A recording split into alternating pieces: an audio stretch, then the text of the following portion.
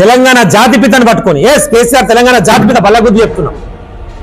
తెలంగాణ కోసం పార్టీ పెట్టి నిర్విరామంగా శ్రమించి ఢిల్లీలో ప్రతి ఒక్క గల్లీ తిరిగి ప్రతి ఒక్క పార్టీగా పోయి కాలు మొక్కి ఏలు మొక్కి అందరినీ ఒప్పించి తెలంగాణ ప్రజలను ఏకం చేసి తెలంగాణ సాధించడం 100% జాతిపితే.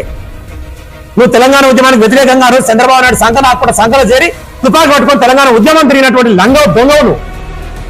ఇదే తెలంగాణ ఏర్పడిన తర్వాత తెలంగాణ ప్రభుత్వాన్ని కూలుస్తందుకు ఆ స్టీఫెన్ అంటన్ కాడికి పోయి 50 లక్షల రూపాయల మూటను అప్పచెప్పి ఓటుకు నోటు కేసు దొరికిన దొంగవును.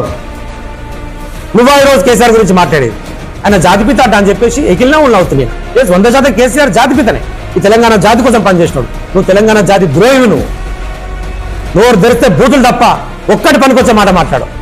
అది ప్రభుత్వ కార్యక్రమం అయినా కేసీఆర్ తిట్టుడే, ప్రజల కార్యక్రమం అయినా కేసీఆర్ తిట్టుడే, కాంగ్రెస్ పార్టీ కార్యక్రమం అయినా కేసీఆర్ తిట్టుడే.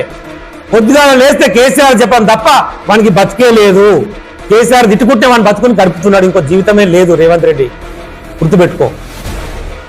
ప్రజాక్షేత్రంలోకి రేపు వచ్చిన తర్వాత నువ్వు మాట్లాడిన చాలా పెద్ద పెద్ద మాటలు. ప్రజాక్షేత్రంలో ఓటు రాజకీయాల ద్వారా రేపు నిన్ను బట్టలో చూసి నీకే గుణపాఠం చెప్తారు ప్రజలు. దయచేసి తస్మాత్ జాగ్రత్త. నోరు దగ్గర పెట్టుకొని మాట్లాడు, లేకపోతే నాలుక చూరేస్తాను కొడక అని చెప్పి హెచ్చరిస్తా ఉన్నాం.